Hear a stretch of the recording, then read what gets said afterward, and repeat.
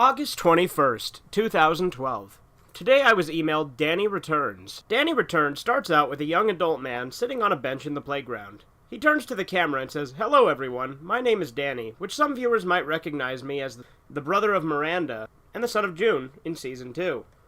I have returned to the old playground to kill Happy Appy for what he has done to my life and my family. It goes into a flashback where Danny explains how Happy Appy permanently ruined his life, and how he wants to pay his dead family members back. He sees a kid playing in the sandpit, and gasps at the fact that Happy Appy is coming near him. Danny distracts the kid from Happy by throwing a dollar outside the sandpit, and he gets out of the sandpit to get the dollar. The kid proceeds to buy ice cream from a vendor. Happy notices the man and says, "Why did you do that? I was only trying to help him." Danny says, "Last time you helped children, you died because of me." Happy gives him a sly look and says, It's you. It's been a long time, Danny. Tell me what happened to you after I died." Danny says, "Would you really think I would tell you that?" Happy brings out a red-hot fire poker and says, "Yes," and stabs Danny in the arm. Danny screams in pain and clutches his shoulder. Happy starts stabbing Danny repeatedly, and it cuts to a police officer watching Happy Appy stab Danny. He spits out his coffee and turns the sirens on. Happy looks to the side, says, "Damn," and cheerfully adds, "You're lucky you're still alive, Danny. If it wasn't for the police, I would have had my way." Happy runs to his van and drives off, with the police car chasing him. It cuts to Happy on a freeway on his van with the subtitle, "1 hour later, present." The inside of the van actually looked normal for once. There was no blood, organs, paintings of roses, or knives or saws.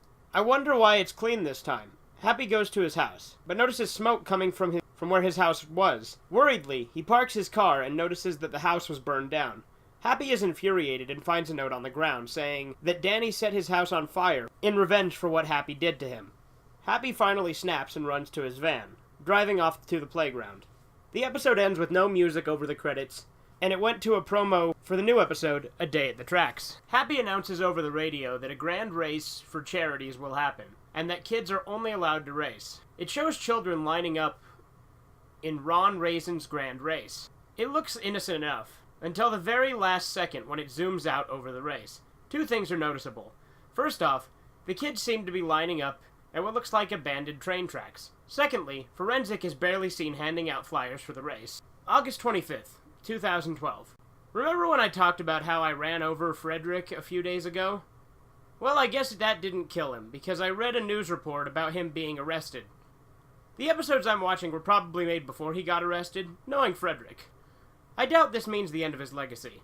August 26th, 2012. I bought a DVD off eBay entitled Rare Happy Appy Missing Scenes, which was obviously missing scenes from the show. Each deleted scene was not only in VHS quality, but also looked cheaper than the aired Noggin version. Here are the deleted scenes. Hurt Happy. Happy breaks his stick, as usual, but instead of him saying, "Oh no, I hurt my stick," in the original version, it's much more unnerving, with Happy yelling and screaming more. Nate needs help. Happy uses the knife that Nate cut himself with to stab a bully in the head, who was picking on a group of 8-year-olds. The Towers. The kid who was crushed under the rubble is shown for a lot longer, around 5 minutes, and eventually the scene ends with him passing out due to thick air. Happy in space. Happy returns to Earth and writes a book about his experiences on the shuttle and the ISS.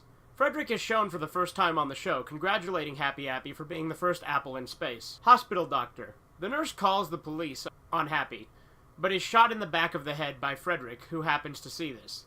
Happy's parlor. A clay banana puppet is kidnapped and killed off screen. After this, Happy walks back in with a yellow ice cream cone and takes a bite out of it. These scenes are very interesting. As for the out-of-place deleted scenes in Hurt Happy and Nate Needs Help, I can safely assume that they were created by Frederick and not by the original cast. August 27th, 2012. Today I watched A Day at the Tracks. It begins with Happy Appy saying, "Hey kids, your old pal Happy Appy is going to host a race tomorrow." It cuts to Happy near a mountainside, setting up various decor for the race. He says that the race is for kids only and costs $1 to get in. After that, Frederick walks in and says, "Hello there, Happy. Did you miss me? I sure missed you. Anyways, did you want me to hand out the flyers for this race?" Happy agrees, and Frederick is seen giving people flyers for 2 minutes. He does various techniques to get people to join the race. Frederick staples flyers to telephone poles, hands out flyers on the street, puts the flyers in people's mailboxes. Interestingly, some of the shots have Frederick badly green screened on a black and white 1960s footage. It cuts to a day later. where a few kids come to Happy's race. They get dressed in racing outfits and stand on the starting line. Happy is seen in a dressing room, getting dressed in a mascot costume. He says, "I'm dressing up as Ron Raisin, so that the kids won't realize that I'm hosting it." After that, more kids come and join Happy's race. A raisin puppet walks up to the stands to checks out the microphone. After that, he says, "Welcome, welcome to Ron Raisin's Grand Race. Make sure you grab a map and a bottle of water for this race, as it will be long, but rewarding." The children go to stand by a man that looks like Mervyn Peyton, and they take a bottle of water and a map each. After that, Ron says, "Now whoever is in first place in the race will win a prize of $1,000. The second place gets $500, third gets $250, and everyone else will get $10. The kids cheer and Ron says, "On your mark, get set, go." And the kids run down the tracks. A bunch of stock footage of kids running and or walking plays. When all the racers are gone, Ron unzips himself, and Happy starts laughing insanely. After throwing the Ron Raisin costume aside, Happy says, "What the kids don't know is that at a certain point in the race, there will be a long, dark tunnel. My friend's followers will be in that tunnel, waiting to kill each of them all. If that doesn't stop them, the water will surely get them." He proceeds to walk off screen, but comes back and says, "What, did you expect me to have a train mow them down?" More stock footage of people running is seen, with about a quarter of it being teenagers and adults running. After this, the children get into an old abandoned tunnel in a still shot. After a minute, some of the children start screaming, and the cutting of flesh is barely heard. Suddenly, the scene gets absolutely batshit insane. Kids are screaming as various unknown people are killing them. Some cry for their parents, others try to push whoever is killing them away, and let's not forget that there were the noises. And dear God, the noises were the worst part, ranging from the knives cutting flesh to the organs being violently ripped out, and blood being spilt on a rocky dirt floor. After minutes, though, the screams and murderous noises fall silent. It goes to the other end, where the kid is seen running away from the tunnel, screaming and crying. As he gets closer to the camera, it's clear that the kid had obtained a few cut marks and bloodstains on his body. He runs to the finish line where Ron says, "Well done, you won the race, and for that you get $1,000. But you look very injured. How about I patch you up first before you take the money?" The kid nods and Ron slowly takes him to a large shack with a rusty sign that says Happy Clinic. After a few minutes, though, the kid is screaming again. Happy begins to kill him, and the credits play. The song was an obnoxious snare, and nothing more. The promo for the next episode was weird, to say the least.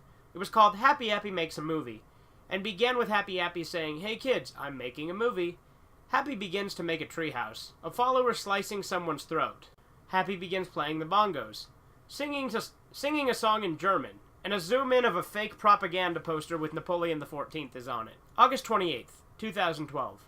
Apparently there was a deleted scene from A Day at the Tracks that could be the beginning of Happy Makes a Movie.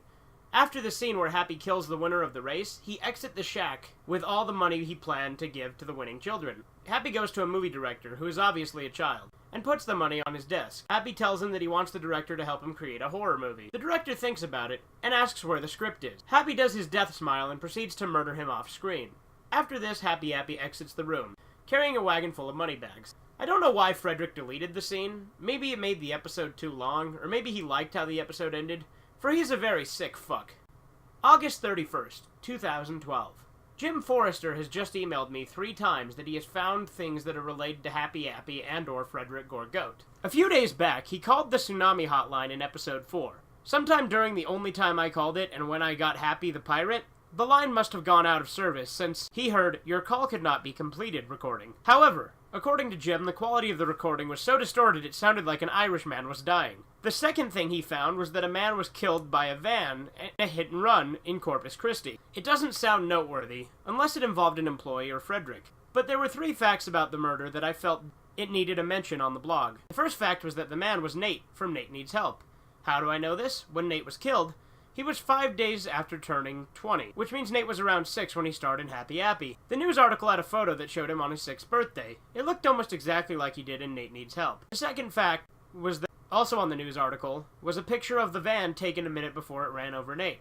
It shows an unknown assailant in the van, which looks exactly like Happy's van. The same color, has the same window tints, and even has the same license plate, HPYAPY. The third and last fact was that Nate was killed a day before I got the email with Happy the Pirate. The last thing was that the girl who played Abigail is one of the few Season 2 cast to survive throughout the years, since she sent Jim a letter confirming she's still alive. September 3rd, 2012. Today I saw the episode Happy Makes a Movie. Before I tell you about the episode, however, I'd like to mention that, along with the episode, They're Coming to Take Me Away, Haha, was included with the download. It was the slightly distorted version from Happy the Pirate, but in full length. In this version, the background noise was much more noticeable, and the siren sounds much different from the popular version, as if it was a rough draft of the song, which if so, I wonder how it was obtained. Knowing how obsessed Frederick is, I wouldn't be surprised if he stole it from a vault, or even from the original person who created the song. The episode begins with Happy Appy at an animated movie studio. Some clay fruit puppets are in the background, setting up what appears to be a horror movie set. Happy turns to the camera and says, "Hello, children. Your old pal Happy Appy is making a movie today. It will be called Children of Disease." He goes on about the plot. An insane man goes around killing children that have been deemed as a disease by the killer. It must have been inspired by Frederick. He films the first scene where a news person talks about a serial killer who murders children. After that, Happy begins to film the first murder scene. He tells everyone but the kid who would be in the scene to go away. Even though he said it very suspiciously, the crew members, who are of course children, leave the studio. Happy talks to the kid, whose name is Andrew, about how he's going to star in a very popular movie. Andrew is seen walking in a forest set, wielding a flashlight. All of a sudden, Frederick jumps out from the side and stabs the kid. What followed was another snuff film scene, but this time it was thankfully quick, at almost 2 minutes. After that, Happy turns to the camera, blood on his face, and gives his death smile for a minute, before he tells the crew to come back in. The crew walks in, and Happy is shown cleaning up the bloodstains of the kid. When a crewman asks what happens, Happy says, "Oh, I'm cleaning up the remains of the blood pack." He sighs in relief, and more normal scenes are shown being filmed. But they were put in a 1:30-second montage. In one scene, Happy builds a treehouse set and put in the Napoleon 14th poster. Eventually, it was time for the second murder scene. Happy told the crew to go away, and they did, but one of them hid and watched what happened. The following scenes were seen from the point of view of the crewman. Happy Appy begins to film a scene, and Frederick is barely seen murdering a kid, which is more bearable than the first murder. After a minute, though, it zooms into Frederick, and you can see the murder in more detail. Plus, it's longer than the first one, at 4 minutes. After that, the crewman gasps, and Happy says, "I hear you." It cuts to the outside of the studio, where the crew members are discussing how Happy Appy could be mentally unstable. Happy argues with the crewman for a minute, and, like the scene in Happy the Pirate with the bully, the crewman gets killed by Happy Appy. But this time, Frederick helps kill the crewman. He occasionally showed the reactions of the other crew members, ranging from curiousness to horrified, and even a smug look. After a minute, Happy tells the crew to come back in. They do what he says, and the first thing they see is Happy with his back turned to them. One of the crew women says, "What happened, Happy?" Happy slowly turns around with an insane appearance, his right eye twitching slowly. There was blood on Happy's teeth. He had rapid breathing, and he held the knife in his left hand. The employees were creeped out at Happy's appearance. When one employee said, "Happy Appy, are you okay?" Happy said in a high-pitched stuttering voice, "I'm fine, my friends. Just come over here, and I'll show you a couple changes to the script I made." After that, multiple forensics lock the door to the studios, and it cuts to the outside of the studio, where the crew scream as the forensics murder them. Various sickening sounds could be heard, like the insane laughter of the forensics and Happy Appy, the cutting of flesh and various body parts falling to a cold concrete floor, as well as someone's head hitting said floor. Horrified screams turned into gurgles, and the employees struggling to get away and unlock the door. After that scene, it went to the credits, which were surprisingly normal. That is until we get the preview of the next episode, Happy's Hotel. It starts with Happy Appy in a hotel lobby, putting up various pieces of furniture. He turns to the camera and says, "I'm going to own a hotel today." The rest of the promo shows children sleeping in a room, with a big shadow looming over them. The end of the promo said that it would be released on the 17th, meaning I would have to wait 2 weeks before I see this episode. I hope it isn't as gory as the earlier episodes, knowing the followers, though, ... September 5th, 2012. I was right. Frederick broke out. The newspaper came today, and I read that several criminals had escaped, and citizens must stay inside until they have either been captured or killed. I'm not letting that bastard frighten me, so I'll go outside like I normally do.